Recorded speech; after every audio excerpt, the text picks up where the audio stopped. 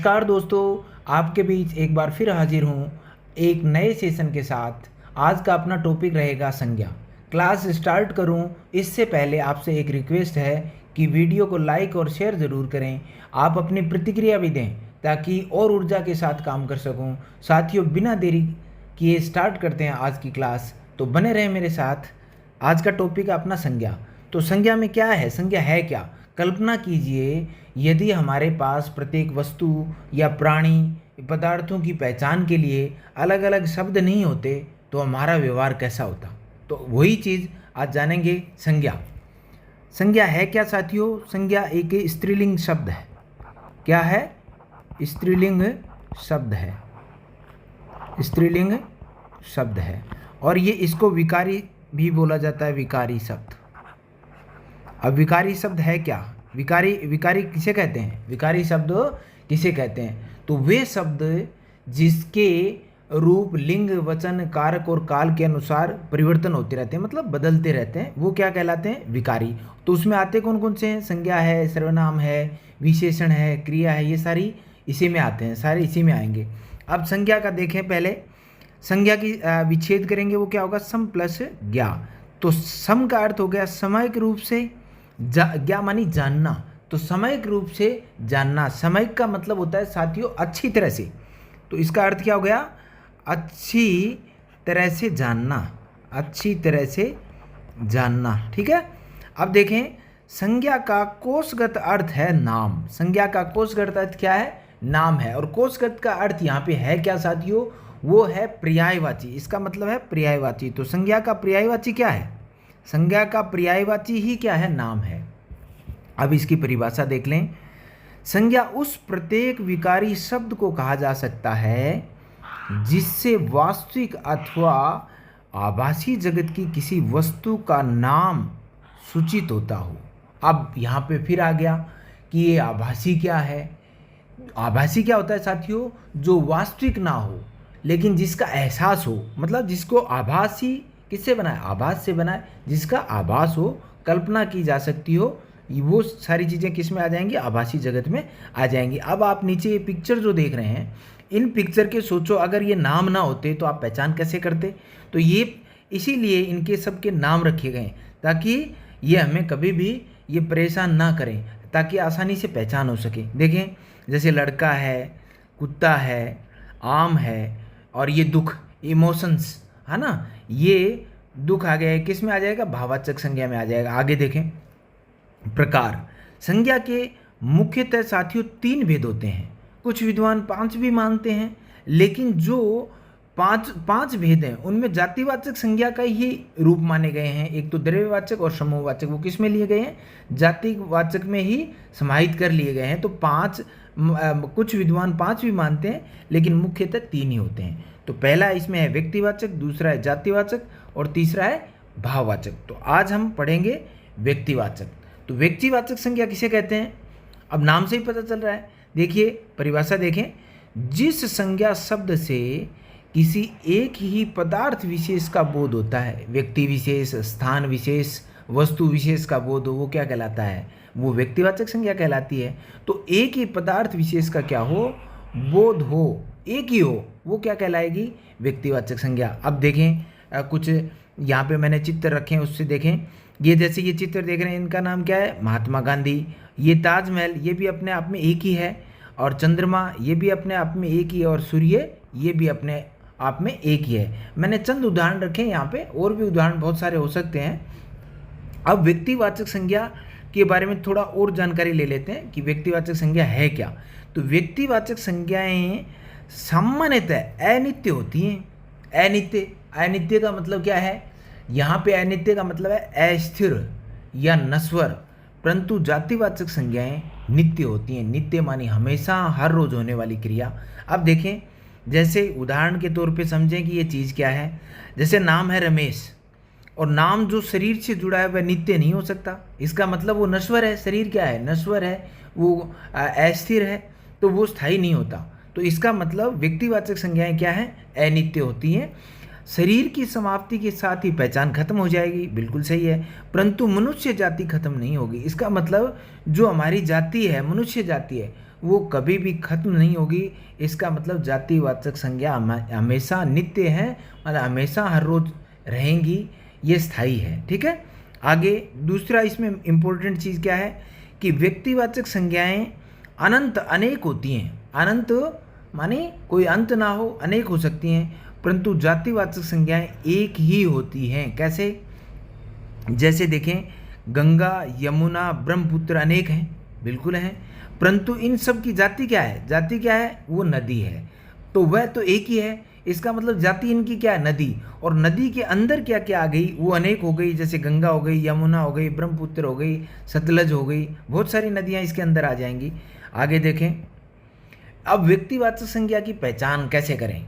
तो व्यक्तिवाचक संज्ञा की पहचान के लिए कुछ यहाँ पे मैंने शब्दों को रखा है, और भी बहुत सारे शब्द इसमें हो सकते हैं। जैसे व्यक्तियों के नाम, अगर व्यक्तियों के नाम आएंगे तो वो क्या हो जाएगी? वो क्या मानी जाएगी? जैसे सूरदास है, कालिदास है, सीता है, और भी नाम हो सकते हैं इसमें, वो किस में आ जाएंगे? व्यक्तिवाचक संज्ञा में। देशों के नाम, भारत, नेपाल, लंका, श्रीलंका, और बहुत सारे देश इसी में आ जाएंगे। नदियों के नाम है, जैसे गंगा है, यमुना है, बनास है। दिनों के नाम इसी में आ जाएंगे, सोमवार है, मंगलवार है। दिशाओं के नाम भी व्यक्तिवाचक संज्ञा में आ जाएंगे, उत्तर, पूर्व, पश्चिम। और पर्वतों के नाम हैं, जैसे हिमालय है, अरावली है, वो भी किस में आ जाएंगे?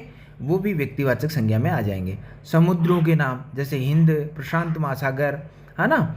महीनों के नाम, जनवरी, फरवरी, ये सारे के सारे किस में आ जाएंगे? व्यक्तिवाचक संज्ञा में आ जाएंगे। अब व्यक्तिवाचक संज्ञा से ये इम्पोर्टेंट है, और परीक्षा में इस तरीके के क्वेश्चन बार बार पूछे जाते हैं। व्यक्तिवाचक संज्ञा का जातिवाचक संज्ञा के रूप में प्रयोग कैसे किया जाता है? व्यक्तिवाचक होते हुए भी वो जातिवाचक कैसे बन जाती है? ये देखें, जब हम किसी विख्यात मानी प्रसिद्ध व्यक्ति के नाम का प्रयोग उसके गुणों को बताने के लिए करते हैं। किसका? कि उसके गुण बताने के लिए। किसका? कोई प्रसिद्ध व्यक्ति है उसका। अब कैसे?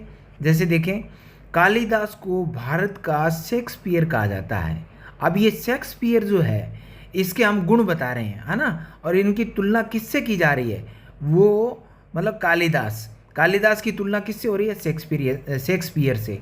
और शेक्सपियर जो हैं वो एक बहुत बड़े लेखक और विद्वान थे, तो उनकी तुलना किससे की गई है? कालिदास से। तो यहाँ शेक्सपियर व्यक्तिवाचक होते हुए भी जब हमने वाक्य में प्रयोग किया तो ये जातिवाचक संज्ञा के रूप में यहाँ पे प्रयुक्त हुआ। अब देखें दूसरी इंपॉर्टेंट बात, कि जब व्यक्तिवाचक संज्ञाओं का प्रयोग बहुवचन में किया जाता है, किसका? व्यक्तिवाचक संज्ञा का। किस में किया जाता है? बहुवचन में।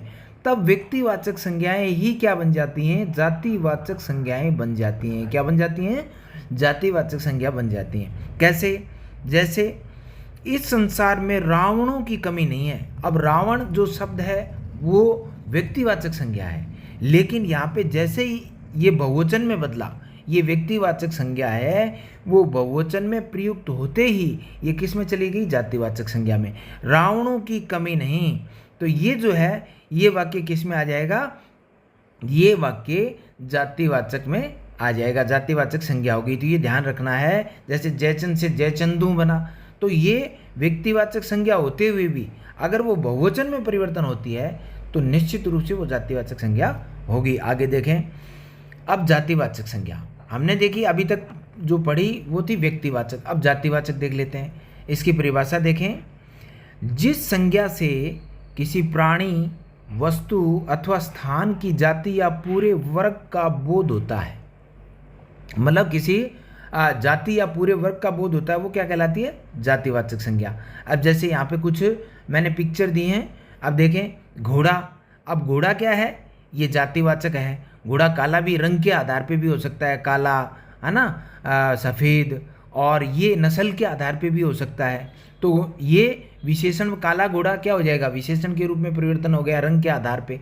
और ऐसे ही इसकी जो उपजाति है, जैसे घोड़ा की नस्ल जो है, प्रजाति जो है, वो भी किस में आ जाएंगी? वो आ जाएंगे व्यक्तिवाचक में। ऐसे ही पुस्तक, तो पुस्तक यहाँ पे पुस्तक क्या है? एक जाति है, एक पूरे वर्ग का प्रतिनिधित्व करती है। पुस्तक के अंदर हिंदी की भी आ सकती है, साइंस की भी आ सकती है, इंग्लिश की भी आ सकती है, ऐसे। फिर पहाड़। अब पहाड़ क्या है? ये भी एक पूरे वर्ग का, एक जाति का बोध कराता है। और पहाड़ के अंदर अभी देखा अरावली है, हिमालय है, ये आ सकते हैं। ऐसे ही पंखा, पंखा भी क्या है, जातिवाचक संज्ञा है। पंखा भी क्या है, जातिवाचक संज्ञा है। अब साथियों एक चीज़ यहाँ पे ज़रूर मैं आपको बताना चाहूँगा, जैसे फल है, और फल फल क्या है, जातिवाचक है। लेकिन ये आम है, फल में अगर आम है तो ये क्या है, ये यहाँ पे अभी तो आपको जातिवाचक दिख रहा है क्योंकि ये फल है, और फल के अंदर क्या आया, ये आम क्या आया, इसकी फल की क्या हो गई, एक प्रजाति हो गई। लेकिन आम की भी क्या होती हैं, आम की भी विभिन्न अपने को क्या मिलती हैं, विभिन्न रूप। लंगड़ा आम है, जैसे दशहरा आम है, तो इनकी भी अलग अलग यहाँ पे प्रजाति देखने को मिलती हैं। तो ये ध्यान रखना है कि आम है, आम क्या होगा, ये जातिवाचक संज्ञा होगी, इसमें जातिवाचक। और कुछ चीज़ें साथियों क्वेश्चन पे डिपेंड भी करती हैं, क्वेश्चन किस तरीके से पूछा गया है, ये भी ध्यान रखना है अपने को।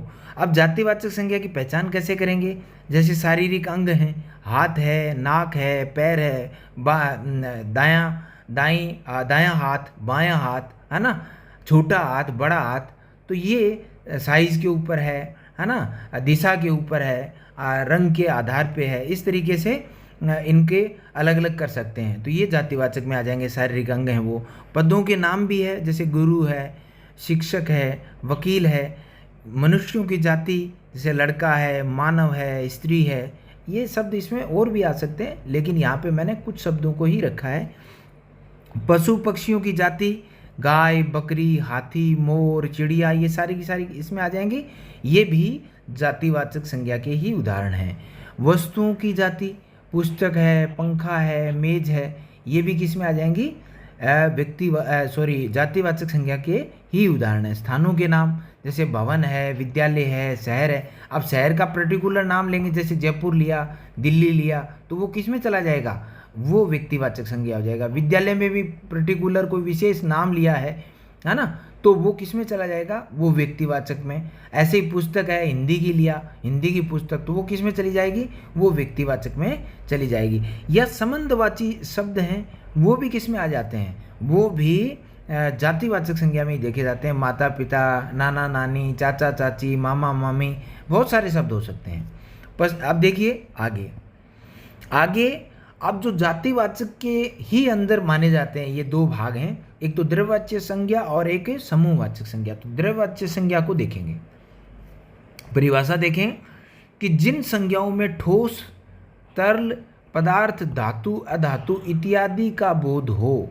तो इसमें कौन कौन सी चीज़ आएंगी, ठोस है, तरल है, पदार्थ है, धातु, अधातु, सारे इसमें आ जाएंगे। उनका बोध हो, वो क्या कहलाएंगी, वो द्रव्यवाचक संज्ञा कहलाएंगी। और द्रव्यवाचक संज्ञा एक इम्पोर्टेंट चीज़ है कि द्रव्यवाचक संज्ञा है, वो संज्ञाओं का प्रयोग सदैव एक वचन में ही किया जाता है। किस में किया जाता है, एक वचन में ही किया जाएगा, ये ध्यान रखना है।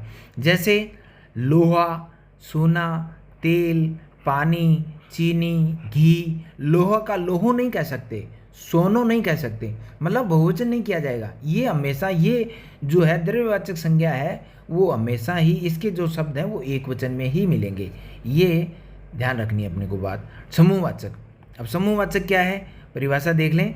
जिन संज्ञा पदों से वस्तुओं, प्राणियों के समूह का बोध हो। किसका, वस्तुओं के और प्राणियों का क्या हो, समूह हो, वो क्या है, समूहवाचक या समुदायवाचक भी बोल सकते हैं। जैसे कक्षा, सेना, भीड़, सभा, दल, ये सारे के सारे किस में आ जाएंगे, ये समूहवाचक में आ जाएंगे। लेकिन ये कुछ चीज़ें मैंने पहले भी बताया, फिर बता रहा हूँ कि ये क्वेश्चन पे डिपेंड करता है। अगर वहाँ पे आपको सेना शब्द दिया है और सेना में क्या पूछ लिया है कि इसमें कौन सी संज्ञा है, अगर वहाँ पे जातिवाचक समूहवाचक दोनों ऑप्शन दिए हुए हैं तो आपको समूहवाचक ही करना है। और वहाँ पे समूहवाचक नहीं दिया हुआ, केवल जातिवाचक दिया हुआ है, तो आपको जातिवाचक करना है। अब देखें जातिवाचक संज्ञा का व्यक्तिवाचक संज्ञा के रूप में प्रयोग, कि कोई शब्द है वो जातिवाचक है लेकिन उसका प्रयोग हम व्यक्तिवाचक रूप में कैसे कर सकते हैं, वो देखें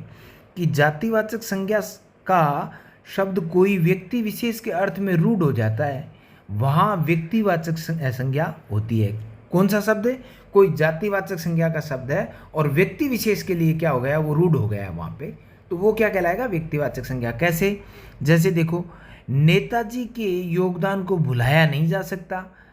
नेताजी के योगदान को भुलाया नहीं जा सकता। अब नेताजी क्या है, सब देखें नेताजी, तो नेता तो बहुत सारे हैं, तो इसका मतलब ये क्या है, जातिवाचक है। लेकिन वाक्य में जैसे ही प्रयोग किया, देखिए नेताजी के योगदान को, तो योगदान किसका था यहाँ पे, नेताजी, तो ये हो जाएंगे सुभाष चंद्र बोस। तो ये वहाँ पे व्यक्ति विशेष के रूप में क्या आ गया, ये रूढ़ हो गया, इसलिए इसमें क्या है, व्यक्तिवाचक संज्ञा होगी। इसलिए क्या होगी, व्यक्तिवाचक संज्ञा होगी। तो साथियों, आज का सफ़र यहीं तक, फिर मिलेंगे संज्ञा के बचे हुए सेशन के साथ। दूसरे पार्ट में आपके अभ्यास के लिए क्वेश्चन भी रखे हैं, तो वो क्लास लेना ना भूलें। जय हिंद, जय हिंदी।